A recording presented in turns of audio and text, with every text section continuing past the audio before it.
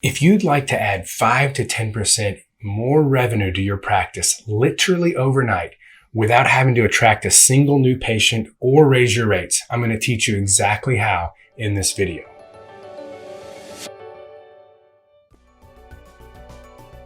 You see, most clinicians and practice owners don't realize how much money is lost due to cancellations and no-shows. And they don't recognize how just a small improvement in that cancellation and no-show rate can make a massive, massive improvement in your profits and your impact on patients. And like I said before, this is an overnight thing. You can immediately take what you learn in this video and implement it in your practice. Welcome to today's episode. My name is Jarod Carter. I'm a physical therapist, a cash-based practice owner, and the creator of the Cash Pay Profit Formula. I help healthcare providers like you to create your own cash-based, out-of-network, or concierge practice so you can end reliance on greedy insurance companies, provide a level of care you are ultimately proud of, and regain control of your profits and your future. So if you're new here, definitely consider hitting the subscribe button because I put out episodes like this very frequently, always along with a free resource designed to help you get results faster. And in this video, you're going to get a sneak peek into my Mastermind weekly group coaching calls, where one of my students was struggling with really high cancellation and no-show rates. And I'm teaching him, and therefore you're going to learn all of my top tactics to really slash those rates and boost your impact on your patients because you're keeping them on schedule and getting them better.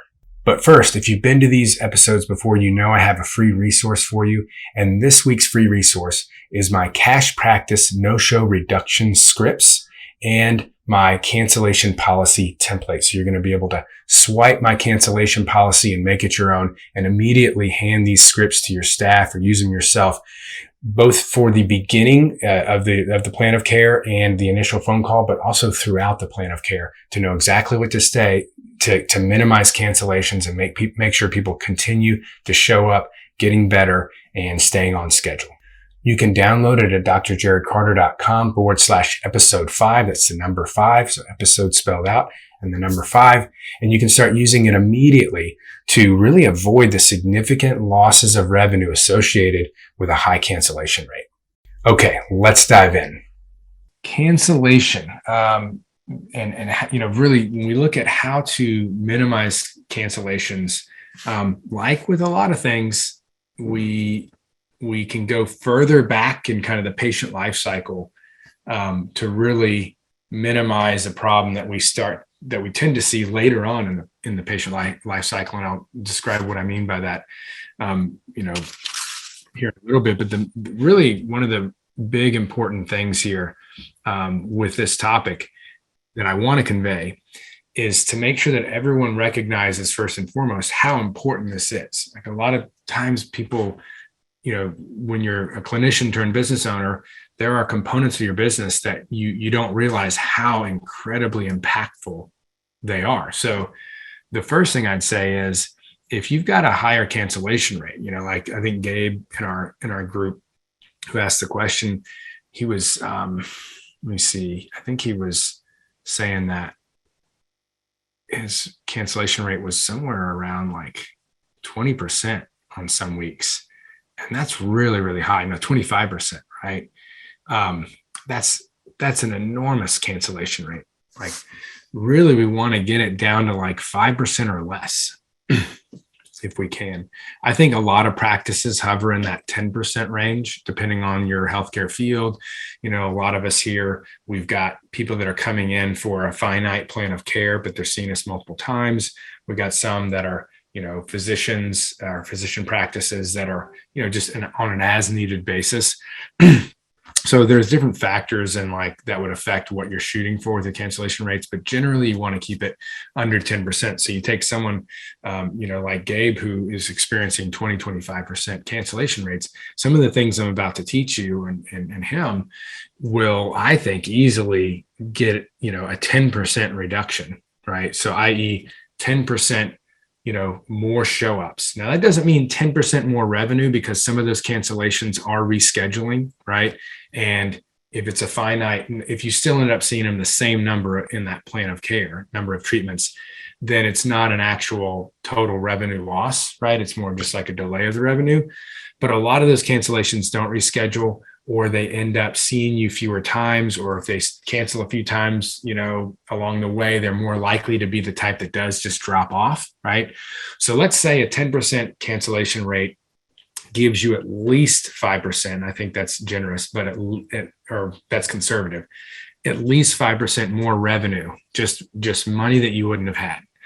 Think about your revenues right now. Let's say you're just starting out in your smaller solo practice and you're making like between 100 and 200K a year. Let's just call it 150, right? I mean, 5%, that's $7,500. Like, who would like $7,500 like handed to them, right? I just handed $7,500 in cash to the septic guy because the pool diggers hit our septic line. Yeah, that was I can imagine how good that felt coming to him. Like, how would you, how would you like that, right? If you have a multi-clinic practice and you're doing 500 to $1 million, like, think about that, right? $25,000, $50,000. We're talking like real money with a small percentage change. So think about that. And if you're not already analyzing your cancellation rate, please do. A lot of times EMRs or scheduling systems will track that for you or have that capability, and plenty of them don't. But if they don't, whether it's you or your admin, like, you got to track it. You got to keep an eye on that, because if you're not, you might be in that 15 to 20% range and not really even realize it. And you've got to understand that, like, even small incremental changes in this KPI of cancellation rates can equate to massive amounts of more money in your bank account at the end of the year, right? Or the ability to pay your folks even more, and provide, more levels of happiness and financial reward to your amazing staff. And there's a lot of things that can go from small changes in here. So let's kind of dive into the different things that you can do. So first of all, minimizing cancellations, it really does begin earlier than you think. Like in the initial phone call, in the book, when you're booking them in the very beginning. I'm going to talk about the intake paperwork and cancellation policy in a moment. But when you're in that first phone call, whether it's you or your admin and you're telling them this, like, if you've got 5 appointments available in the next 2 days, don't just list all 5 appointments. It's okay. I got, between now and 2 days from now, we got that, like, make them seem scarce. You don't have to lie and say I only have 1 spot, but you can say, okay, what part of, the next 2 days is going to be best for you? And we'll see if I've got anything available, right? Or if my staff has anything. Okay, so tomorrow afternoon, I do have a spot at 3 p.m., right? That's very different than saying, yeah, I've got a spot at 1, 2, and 4, right? Or 1, 2, and 3. So whatever you can do to tactfully and skillfully make your appointments seem scarce without lying, if they aren't, right? In many cases, they are scarce. It's like, okay, first available is 10 days out, and then if you can't make that one, it's going to be another 4 days after that. Right? Now, when it's scarce like that, well, you don't have to tweak what you offer, right? But you want to make sure they seem scarce. They're less likely to cancel.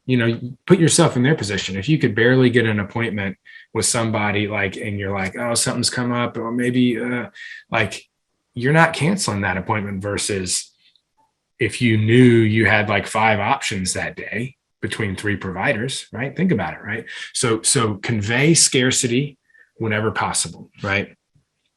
And then you can use that to provide the cancellation policy as it relates to like others waiting to get care or waiting on a waiting list, or, so when you are booking them in, and you're kind of going through your spiel of other things, and you're going to get the email, it's going to have intake paperwork, it's going to show you a video on how to find us, what our building looks like, et cetera.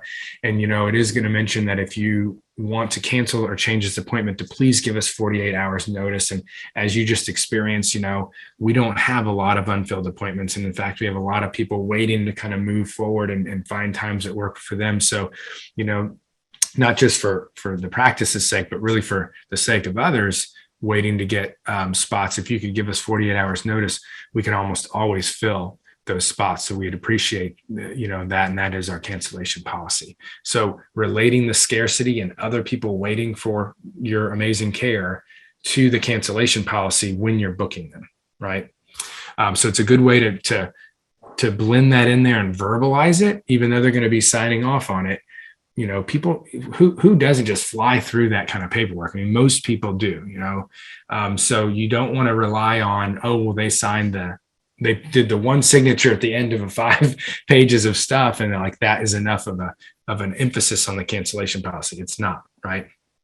And then when you're discussing what a typical plan of care looks like, and this might be on the first phone call, it might be in the consultation or in the initial evaluation, you want to really drive home that what you're going to be giving them in the case of, like, say, physical therapy or occupational therapy, the things that you're going to be giving them to do are going to change. So let's say you're a nutritionist, or you're at a functional medicine office, or you're a primary care physician. You still want to drive home that as you take them through the plan of care for this issue that you're dealing with, what they are going to be asked to do in order to progress that issue from a problem to, being solved is likely to change in some form. You have to kind of fit that with whatever you typically recommend clinically.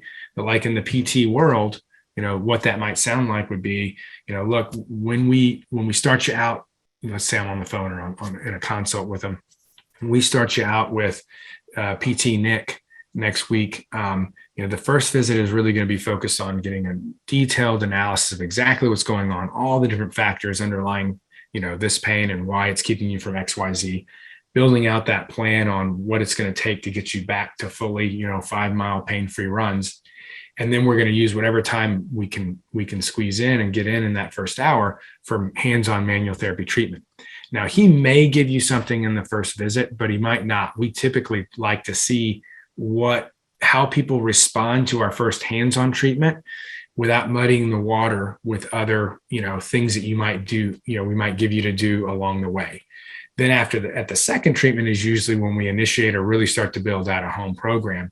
And as we go through the plan of care, the stuff that we start with in the home program will change. Some of it will be taken away completely because it becomes too elementary. And there'll be really important things that we add in to make sure that the progress continues forward, not 2 steps forward, 1 step back, but 2 steps forward, 2 steps forward, 2. And that takes a change and a progression of not just what we do in the clinic, but what we have you do outside of the clinic.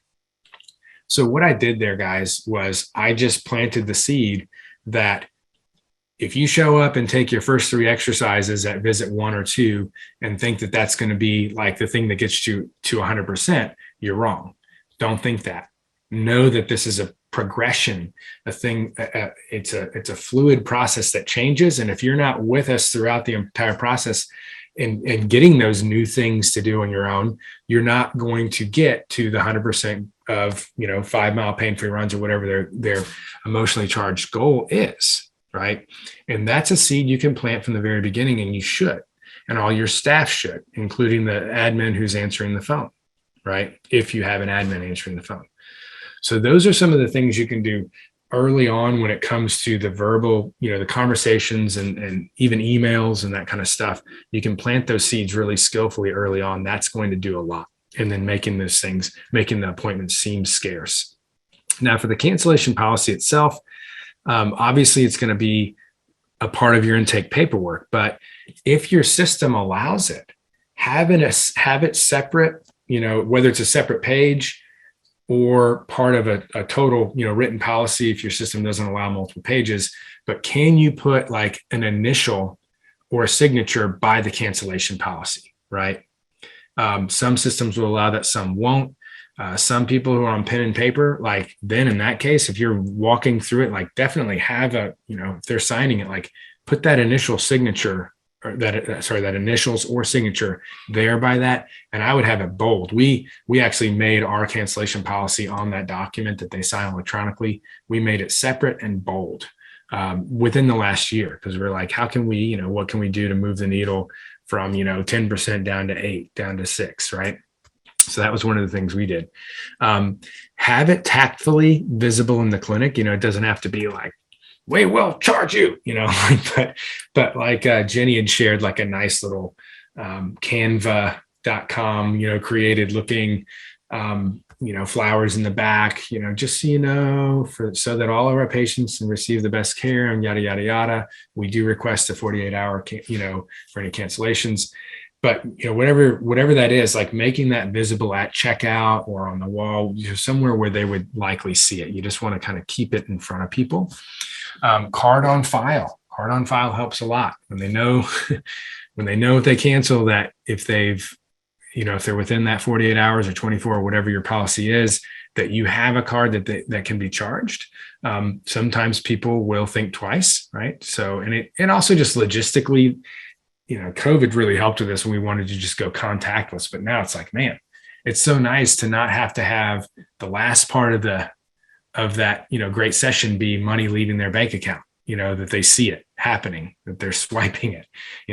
It's also really nice to not have my clinicians asking for their card and putting it in and running it. Like, they don't really want to deal with that either. And I think they were like overjoyed when we made it, card on file. And then at the end of the day, then Gretchen, our admin, just runs everyone's cards for that day.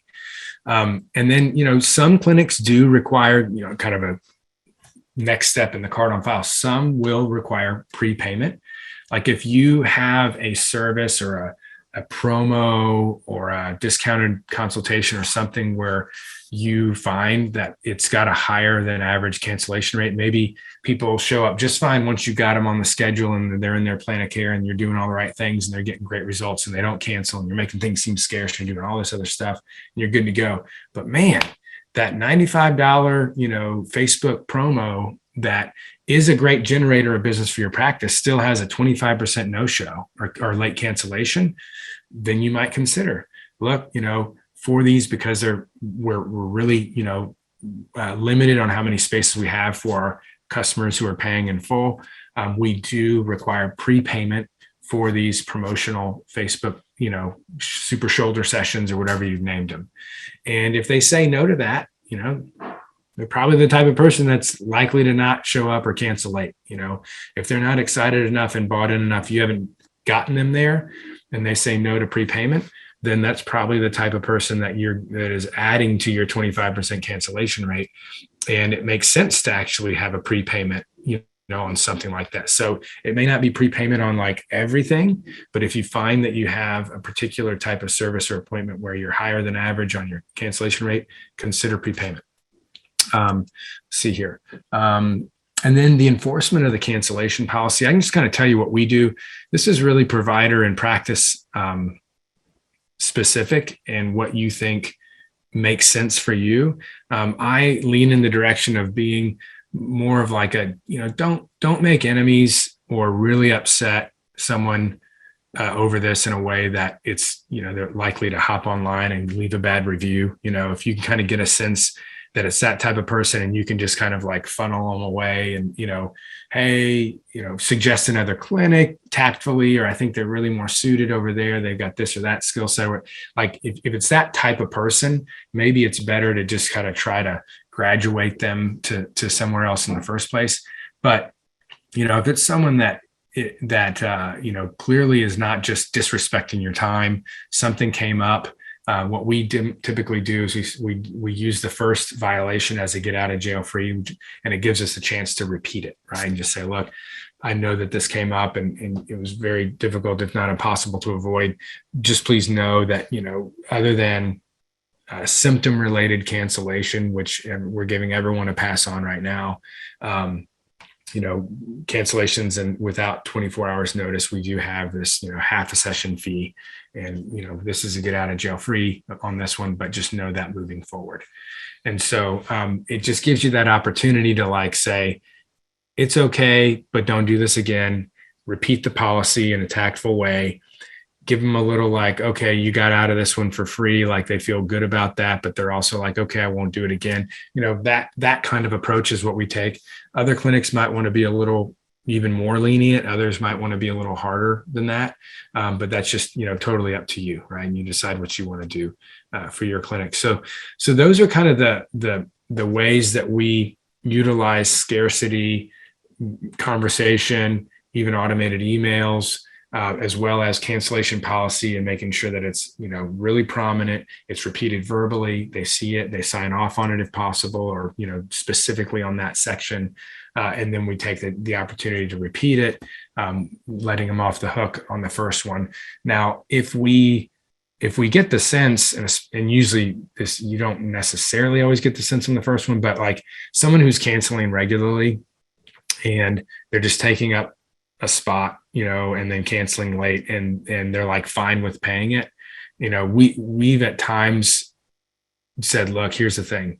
We only charge half of a cancellation or half of a fee, but this is happening so often, you obviously don't really mind. And that's fine. But if we're going to hold that spot and someone else can't be in it, and our therapist isn't going to get paid, for it, or as much for it, just getting a half fee, then we really are going to have to start charging the full fee. There's been a handful of times over time, and generally those who like have, they're super busy and they're like, I'm so sorry, just charge me. I'm sorry, charge me. Like, they're fine with doing the full fee. So when we look at like how much you charge, for a long time, we've kind of just done like a half session fee. Recently, we went up to more of like a 3/4 fee. And in those few cases where people are doing it over and over again, we say, look, we got to charge you the whole thing, and generally they're totally fine with it. It's like, at that point, they're not the type that are going to like balk at that if they were, if they were really concerned about it. So, how much you charge for each one. A lot of providers, they do, charge the full fee. They're like, hey, if I can't fill it, sorry, you should have been there. And then some, like us, they charge a portion of it. Again, kind of like with how quickly you enforce it, that's just up to you as a provider and practice owner. But if you implement all those things that I mentioned before, I really believe that, you can take any cancellation rate and knock at least a few percentage points off of it, and add a few percentage points of revenue to your practice's bottom line with very simple methods that we just described. So one other thing that I would mention, and it's a little bit of an extension of what I said in the beginning, where you're describing how the plan of care will move along and how the home program or whatever it is you have them doing on their own will evolve, and it needs to evolve in order for them to get to 100% of their goals, is that at the end of every session, right? Not only when you're booking and you're continuing to convey that scarcity of your appointments, but you're repeating and saying, all right, next session, I'm probably going to teach you this. We'll see how you're doing, but I think we're going to move, and change this exercise and add this to it, or get rid of that one and add this new one. And that's going to help you to do X, Y, Z. So explaining, like dangling the carrot, right? The whip is the cancellation policy and the financial, charging of their card, even though they didn't get treatment. The carrot is what they're going to get for showing up, right? And so at the end of each session, you want to make sure you pick out one thing that you're likely to do. So I think if you're doing this well, or we see this in continued improvement, that you'll probably be ready for this in the next session or two. I'm really excited to get you doing that, because it's going to strengthen this, or it's going to do that. And it's going to allow you to do this, which is ultimately going to be a big part of you getting back to those 5-mile runs pain-free. So dangle that carrot at the end of every session. Watch what that does to your show up rate. Again, I highly recommend you go to drjarodcarter.com/episode 5, or click the link below to download the Cash Practice No-Show Reduction Scripts and my cancellation policy template. It is all 100% free, and you can immediately implement it in your practice to slash those cancel no-show rates and boost your practice profits and impact. And as always, I really appreciate your feedback. If you have any questions or comments, please leave them below, and please hit that like button if you've gotten some value out of this. If you know any friends or colleagues who might also appreciate it and get something out of this, please hit the share button and send it their way. And finally, if you want more information on how to take your practice to the next level, how to start a new cash-based practice, or how to transition your practice out of network, then please enjoy these related videos linked here, and I'll see you in the next episode.